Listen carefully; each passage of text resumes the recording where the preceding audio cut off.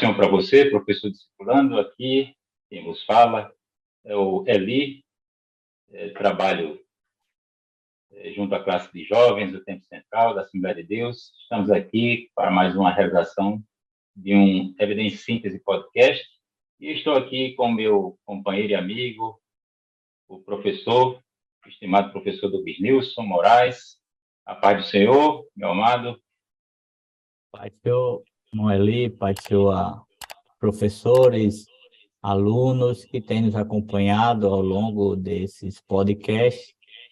E é sempre um prazer estar dividindo esse espaço com você e compartilhando, aprendendo e compartilhando aquilo que o Senhor tem proposto em nossos corações.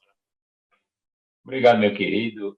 O que dizermos da lição de hoje? Estamos quase na reta final, lição número 11, últimos domingos deste ciclo, da revista Discipulando, a salvação em Cristo, que tem como texto base, segundo aos Coríntios, capítulo 5, versículos de 14 a 21. Qual é a expectativa, meu amado, para o aprendizado desta aula, desta reflexão, desta discussão que nós manteremos aqui nos próximos minutos?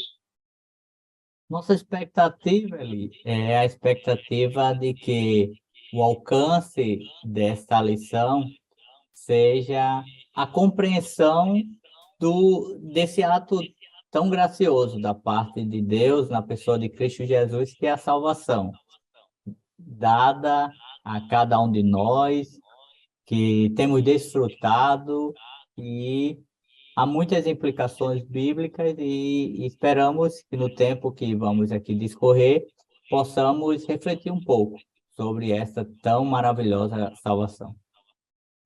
Meu caro, a título de introdução, como é que nós poderíamos definir salvação?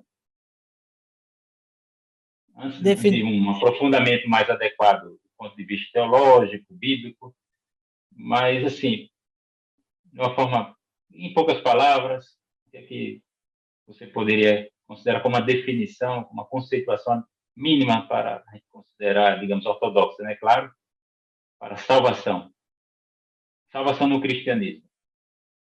Eli, eu costumo usar um exemplo prático para expressar o que isso tem acontecido.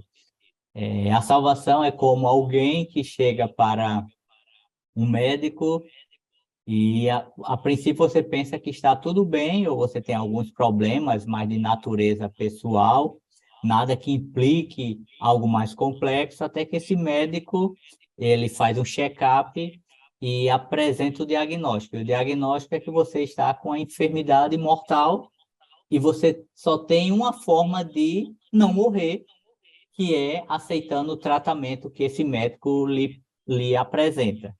E esse tratamento é a única alternativa, não tem um tratamento alternativo, e não aderir a esse tratamento é simplesmente assinar uma sentença de morte. Assim é a salvação.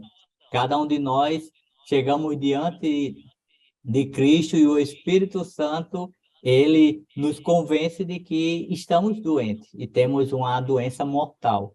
E o tratamento é o próprio Cristo. E só tem esse tratamento, não há nenhum outro tratamento secundário, alternativo.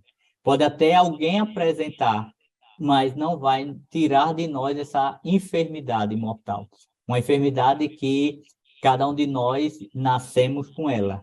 E a enfermidade do pecado é como um vírus, que todo ser humano, a partir de Adão, todo ser humano que nasce, carrega esse vírus de forma genética, se é que assim podemos dizer. E é impossível qualquer pessoa que nasça não ter esse vírus. Então, o tratamento é o próprio Cristo. E aceitando esse tratamento é salvar, é receber a salvação dessa morte que está iminente.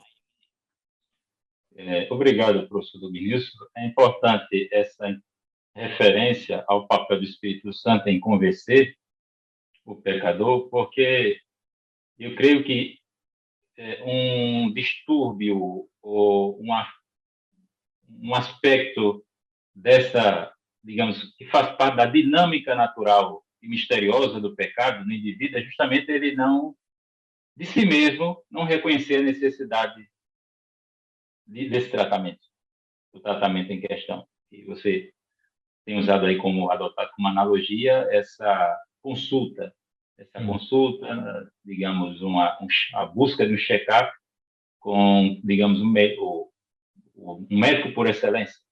isso. Ou seja, o tratamento é confiável, o médico, o profissional é bem recomendado, mas o professor disciplina ele precisa levar em conta isso quando ele estiver se valendo de ilustrações, analogias, metáforas, que a Bíblia apresenta o homem como estando morto em seus delitos e pecados, de maneira que o homem de si mesmo ele não vai reconhecer, inclusive ele vai rejeitar e negar, né?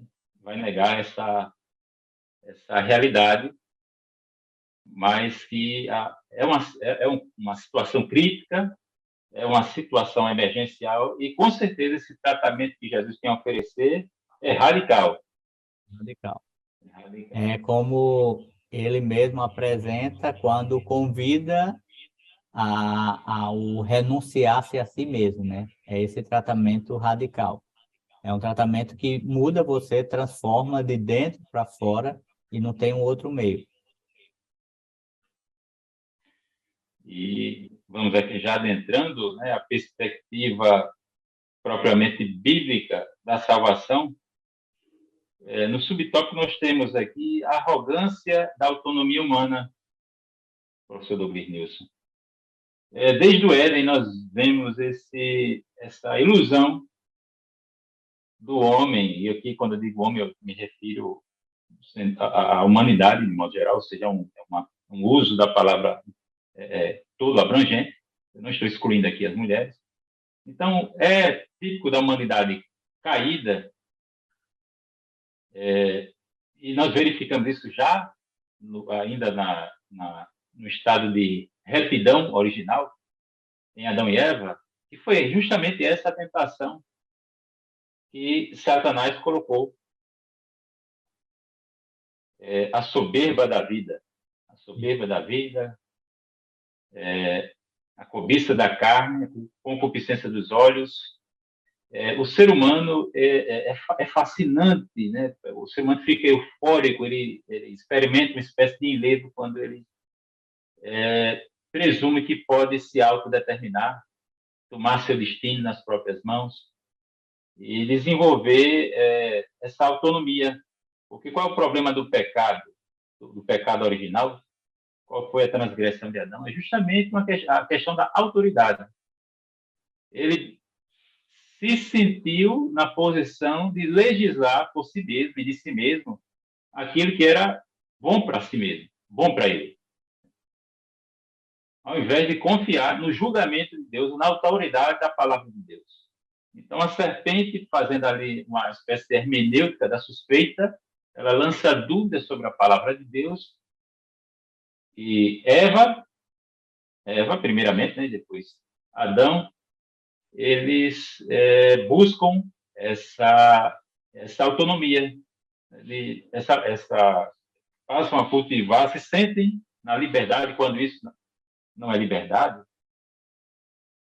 é uma escravidão, porque o ser humano ele é finito, finito. Então ele não está. Existem pontos cegos para quem é finito. Nós somos limitados por circunstância, tempo e espaço. Então cabe a Deus nos revelar aquele que é direito, aquele que é reto, aquele que é justo. Mas Adão apostou, né? Adão e Eva apostaram, né? Nossos pais, nossos ancestrais, e eles de si mesmos poderiam decidir aquilo que era bom. Então isso aí é um sinal de narcisismo, de arrogância, de egoísmo. Ao invés da vida deles girar em torno de Deus, eles queriam que Deus, ou que o mundo à sua volta, passasse a girar, a gravitar em torno deles. Aí nós temos a vida, os outros subtópicos, aí em seguida eu estarei facultando a palavra, professor Douglas. A vida à parte de Deus significa escravidão. Então, nós temos aqui, mais uma vez, esse desdobramento dessa auto-ilusão da autonomia, uma pretensa, uma suposta autonomia. E, na verdade, o homem, quando vive, digamos, sob essa bandeira da autonomia, ele na verdade, está vivendo de uma maneira permissiva e autoindulgente. Enquanto o crente, por exemplo, que vive sob um regime heteronômico, ou seja, as normas de Deus são prescritas para ele, as normas, as regras são dirigidas de um outro para o indivíduo, para o crente, né? Nós adotamos a heteronomia, não adotamos a autonomia, porque confiamos no julgamento de Deus acerca daquilo que é bom e daquilo que é mal para nós. Ele é o nosso Criador e o nosso Salvador. Então, a vida à parte de Deus significa escravidão. Então, há pessoas que, simplesmente porque vivem uma vida entregue a prazeres, elas enxergam nisso liberdade, quando, na verdade, isso é privação da liberdade. Privação da liberdade. E eu, como crente, pela graça e por uma ação do Espírito Santo, pela presença do Espírito Santo na minha vida, e em razão também de recomendações da palavra de Deus, eu escolho não viver uma vida, digamos, subserviente às paixões. Aí nós temos também aqui o anseio humano e a salvação na perspectiva divina. Né? É claro que o homem, como já falamos, de si mesmo não vai ansiar ou desejar, né, lá por salvação. Ele vai desejar, a inclinação natural nossa é para o mal, é para o pecado, é para aquilo que desagrada a Deus.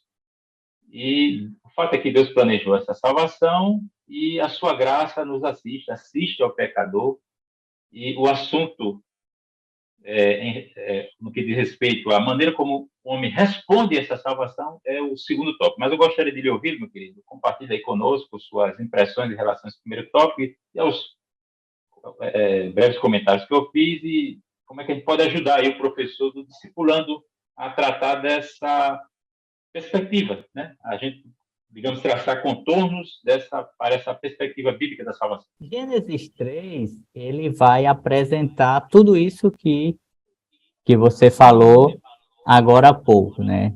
O capítulo 3, ele apresenta, primeiro, uma proposta enganosa que apresentava independência, conhecimento e poder, que seduziu o primeiro casal. E, a partir daí, o pecado adentra em suas vidas e traz consequências danosas e extensivas a toda a humanidade, inclusive eu e você, que nos assiste. Veja que, a partir desse momento, a vitimização humana, ela entra em cena. O homem passa a não assumir a sua responsabilidade e transferir para outros. Então, Adão que transfere para Eva, que transfere para a serpente, e a partir daí, até os dias atuais, o problema do homem é que ele transfere, se vitimiza diante, muitas vezes, dos seus pecados. E a culpa, né? A culpa. E em meio a uma sociedade com teorias humanistas em que o pecado do homem não pode ser visto como pecado, mas é algo que terceiros causaram. Foi o seu contexto familiar, foram as pessoas que lhe causaram esses danos a ponto de você não ser responsável pelo seu pecado. Sim. E então a humanidade se vitimiza, ela não assume... Até Deus é culpado, né? Até Deus é culpado, né? Que é mais ou menos o que Caim... do pecado, da iniquidade. É mais ou menos o que Caim... É mais ou menos o que Caim vai quando o Senhor confronta ele, uma confrontação visando a restauração. Sim. E ele, em atitude de vitimização, vai querer culpar Deus a ponto de dizer: sou eu o cuidador do meu irmão, agora o senhor vai acabar com minha vida, em outras palavras, não vai ter nenhuma esperança para mim. Ou seja, ele comete toda uma ação pecaminosa mas diante de Deus ele não reconhece o seu pecado e simplesmente se auto-justifica, transferindo para Deus uma culpa que ele acha que não tem. Isso é a vitimização, isso é a característica da humanidade. Mas veja que desde o Éden, a graça ela é apresentada. Quando o primeiro casal ele se esconde e o texto vai falar que Deus prepara para eles, digamos assim, roupas de peles de animais. E aí, se houve peles de animais, houve derramamento de sangue. Ali vem o primeiro aspecto de graça apresentado naquele contexto, até os dias atuais. Então, nós estamos em uma sociedade marcada, secularizada, humanista, em que o pecado, o Deus deste século, ele vai cada vez avançando em suas tentativas, mas a graça continua disponível. E é isso que o nosso aluno precisa entender. E é isso que o professor também precisa passar à frente, é que a graça sempre estará disponível. O plano de salvação continua em vigência, não cessou, assim como não cessaram os dons, assim como não cessaram as línguas, o plano salvífico não cessou, continua em vigência e está disponível a todo que crê. E tal como o texto bíblico que é da nossa lição, veja que quando Paulo está escrevendo, o versículo 14, ele vai dizer que o amor de Cristo nos constrange.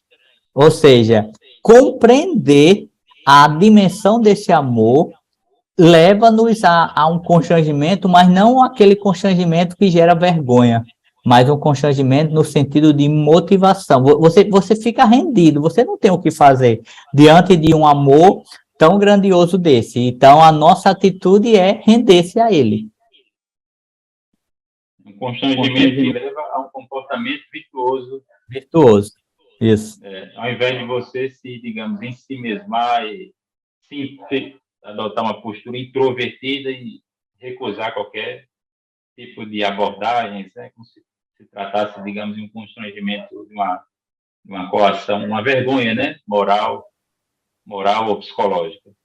Isso. Eu queria, a gente poderia, de repente, traçar aqui alguns paralelos entre aquela queda de Adão, dos nossos pais, primeiros pais, e Jesus, né? Essa tentação da independência, etc. Mas não vamos nos aprofundar aqui nesse ponto. Gostaria de apenas deixar aqui esse insight para o professor, para ele procurar correlações entre aquilo em que os nossos pais, num ambiente, digamos, o mais favorável possível, né? Do ponto de vista estético, espiritual, porque o Éden, né? O jardim no Éden. Na verdade, o Éden era maior que o jardim, né? Deus plantou um jardim no Éden. Um lugar era chamado de Éden e nesse mesmo local foi plantado esse jardim. Do ponto de vista, você tinha pedras preciosas, você tinha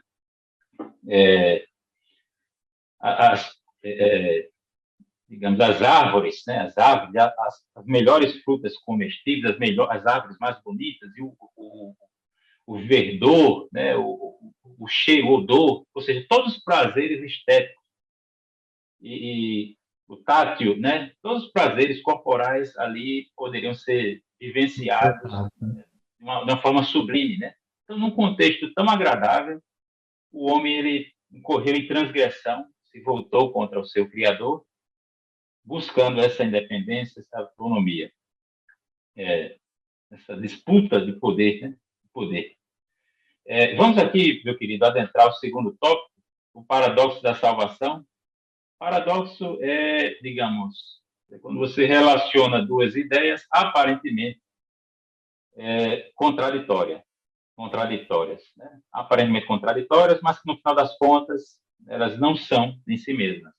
Uma contradição, obviamente, é quando você tem quando algo é afirmado e negado ao mesmo tempo e no mesmo sentido, ou seja, na mesma relação. Por exemplo, eu sou diferente de mim mesmo. Não tem sentido isso, né? Eu só posso ser igual a mim mesmo. Então, eu estou afirmando e negando. É complicado o princípio da identidade. Por exemplo, eu dizer que eu se eu estou andando, eu não estou me movimentando, é outra contradição. Se eu estou em pé, não estou sentado, é outra contradição. Por exemplo, isso é vermelho, mas não é uma cor. Uma propriedade das cores é justamente a vermelhidão. Então, quando você afirma, por exemplo, quando a Bíblia diz que Cristo é Deus e homem, nós temos aí um paradoxo, não temos uma contradição. Por quê? Porque eu não estou dizendo que Cristo é Deus e não é Deus, nem estou também me referindo a Cristo como sendo e não sendo homem ao mesmo tempo e no mesmo sentido. Poderia também citar aqui as Escrituras. As Escrituras, elas têm uma natureza divina e humana, né? Ela tem um autor divino, que é primário, né? O Espírito Santo, uma autoria divina, e a autoria humana também, né? Mas aqui nós estamos falando exatamente, estabelecendo uma relação de termos incompatíveis, né? Porque não estamos afirmando e negando a mesma coisa ao mesmo tempo. Então, o paradoxo da salvação, qual seria esse paradoxo? Aí nós temos aqui a oferta divina diante do livre-arbítrio. Nós que somos da Assembleia de Deus, temos herdado aí uma parte da tradição arminiana que foi desenvolvida por John Wesley, e nós acreditamos que o homem é livre para se apropriar e resistir à oferta da salvação. Agora, é claro, o homem de si mesmo ele não pode buscar a Deus, ele não pode desejar a salvação, ele também não pode se auto-salvar. Nós poderíamos aqui falar da graça preveniente, também já fizemos referência aqui ao papel do Espírito, que convence o homem do pecado, da justiça e do juízo. A Bíblia também diz que a fé vem pelo ouvir a palavra de Deus, ou seja, a fé não é uma engenharia do homem, uma engenhosidade, algo que ele de si mesmo desenvolve. Mas cabe ao homem persistir na crença, porque Deus não vai crer no lugar do homem. Deus também determina que o homem se arrependa. O Espírito Santo nos convence. A lei, né, a palavra de Deus, ela produz em nós a convicção acerca do pecado, que essa é a função da lei, né, mostrar para o homem o que é o pecado. E o Espírito Santo, ele vem e reabilita, né? A graça, ela reabilita o livre-arbítrio de forma que o homem possa responder à oferta da salvação.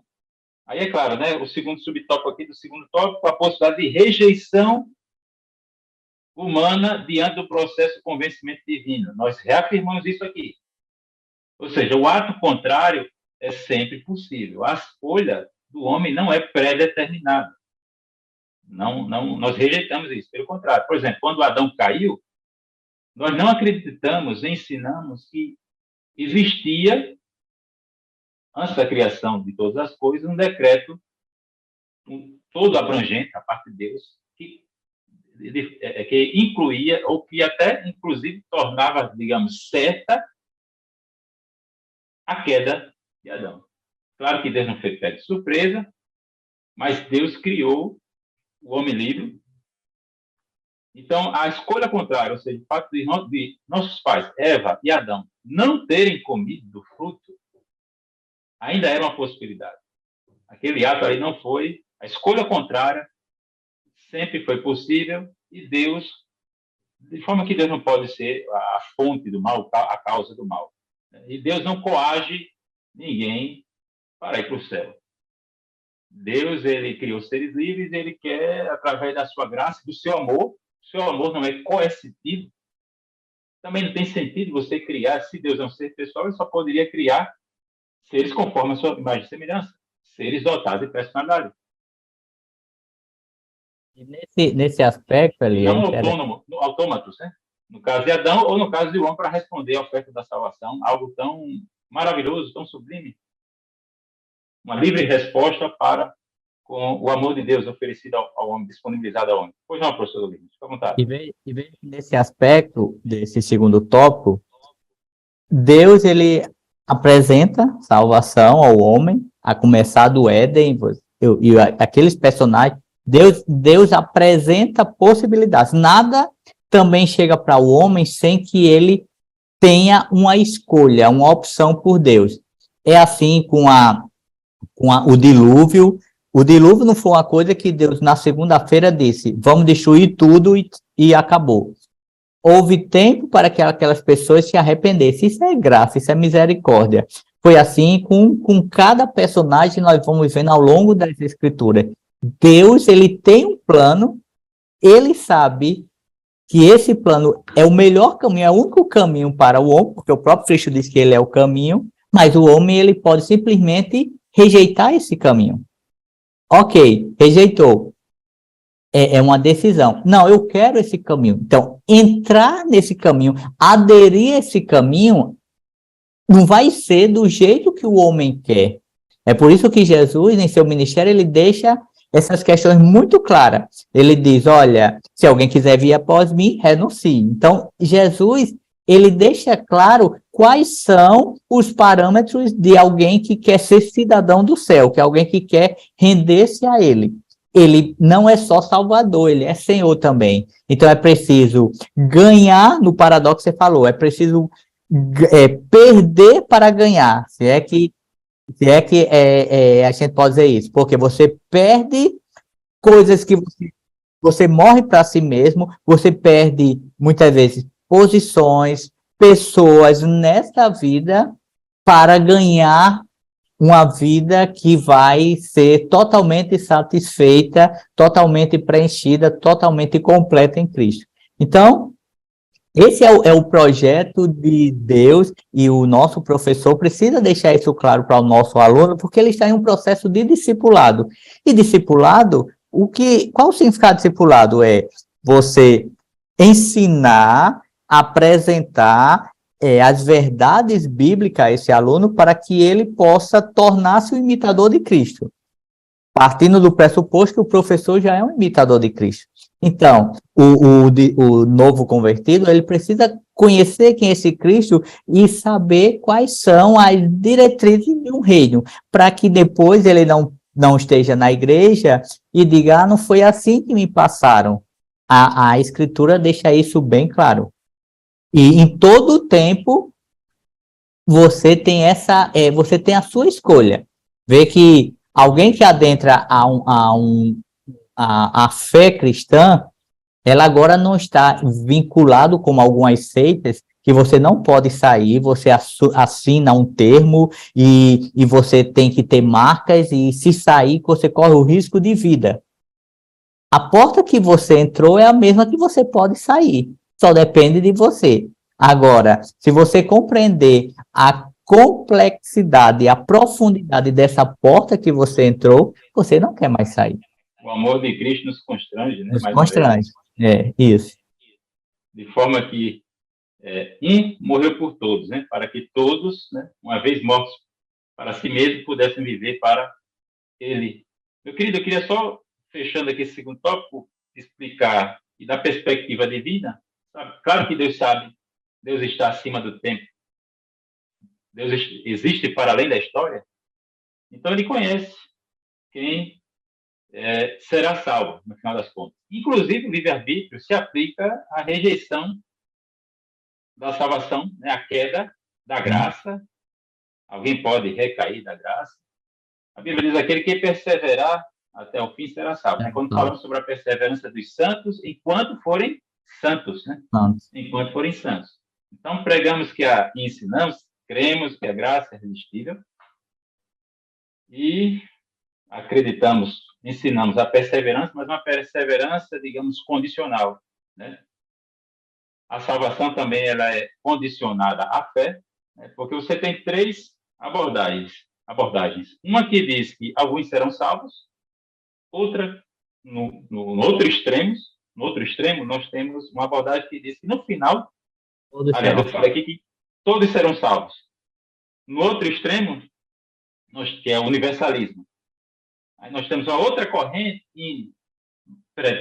digamos, predeterminística, que ensina o quê? Que só alguns serão salvos. A abordagem, a linha arminiana, ela defende o quê? Que os que creem serão salvos. A Bíblia diz que Deus encerrou todos debaixo da obediência para com todos usar de misericórdia, não apenas com alguns. e não apenas com a música. Então, claro que, quando falamos sobre eleição, levamos em conta a fé antevista, e quando falamos sobre predestinação, é de um ponto de vista, ou numa acepção, digamos, corporativa. Por exemplo, Paulo, no capítulo 2 da carta aos Gálatas, ele escreve que nós fomos predestinados para as boas obras.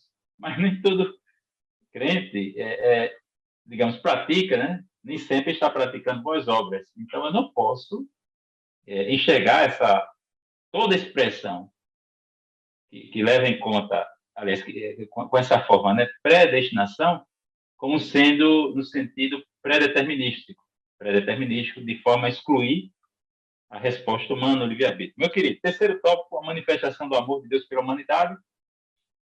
Sabemos que amamos porque Deus nos amou primeiro, né? O homem estava morto em seus delitos e pecados. A salvação ela não pode se fundamentar nas obras, nem nas boas obras. A Bíblia diz que até as nossas melhores obras são como trapo da imundícia. E a salvação no sentido pleno, é importante, professor discipulando, saber que a salvação é um processo. A salvação é um processo. A Bíblia diz que nós fomos salvos. Aqui a referência é a justificação. Pela fé, pela justificação nós ficamos livres da culpa do pecado. Nós fomos salvos, nós estamos sendo salvos. Santificação. Aí nós temos a ordem da salvação, né? Justificação, santificação.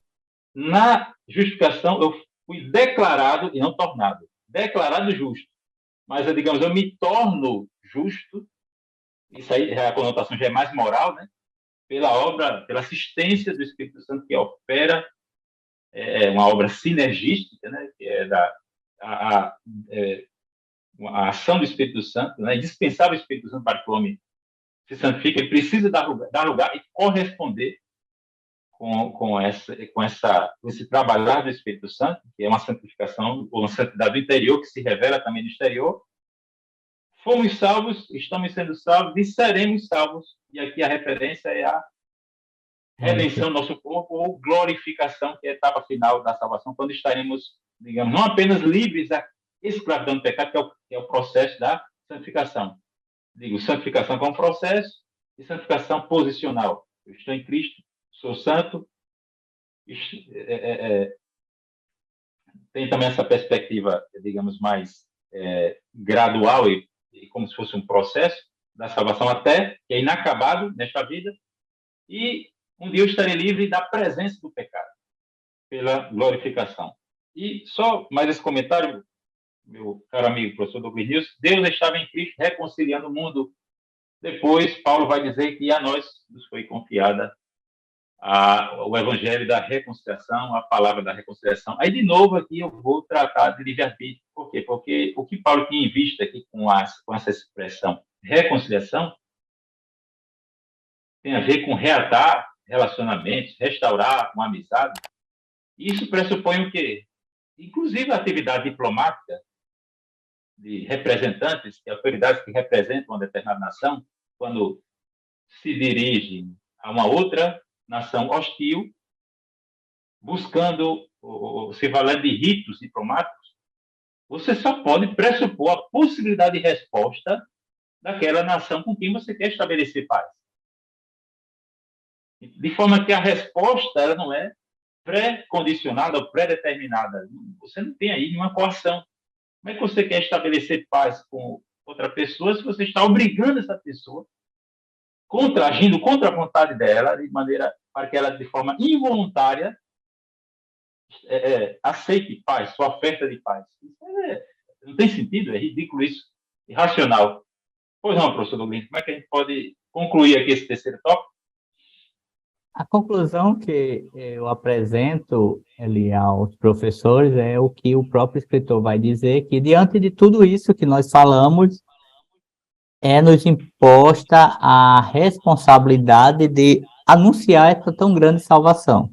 Então, o próximo passo é anunciar, fazer cada um que está em nossa volta compreender essa graça que está disponível a todos. E eu entendo que é isso que a lição vem trazer, e é isso que o aluno precisa voltar para casa. sabendo que ele é salvo na pessoa de Cristo Jesus, não merecia essa salvação, não há nenhum mérito nele, e ele, constrangido por tudo que o Senhor fez, agora ele vai anunciar esta graça a outros. É como certo escritor diz que o evangelho, evangelizar, digamos assim, é como um mendigo que encontrou o pão e vai dizer a outro mendigo onde encontrar esse pão. É mais ou menos isso que o nosso aluno ele precisa voltar para casa levando essa mensagem. Obrigado, professor Douglas Nilson. Obrigado por essa descrição tão... Não podia haver descrição melhor, né? Nós estamos mortos, o homem sem Cristo, ele é morto em seus delitos e pecados, ele é cego, ele é miserável, ele está nu, aí você já conclui que ele precisa ser revestido da justiça de Cristo. E é isso. A fé é a causa instrumental da nossa salvação. A salvação, ela não se baseia, não pode se fundamentar nas obras humanas. A graça é a causa eficaz desta salvação. Nós temos essa mensagem de reconciliação, a nós nos foi posta essa responsabilidade, e nós temos justamente essa mensagem de um mundo, né, já reconciliado com Deus, um mundo livre de dor, de sofrimento e de lutas, livre de doenças, e hoje nós fomos comissionados, estamos comissionados para anunciar esta mensagem. E a vida eterna é esta, né? É uma existência transformada ao lado de Deus para sempre. Então, eu quero aqui me despedir de você, professor discipulando. A Deus a nossa gratidão por mais uma aula. Professor Douglas Nilson, obrigado por sua participação. Amém. Até a próxima. A paz do Senhor. Paz do Senhor.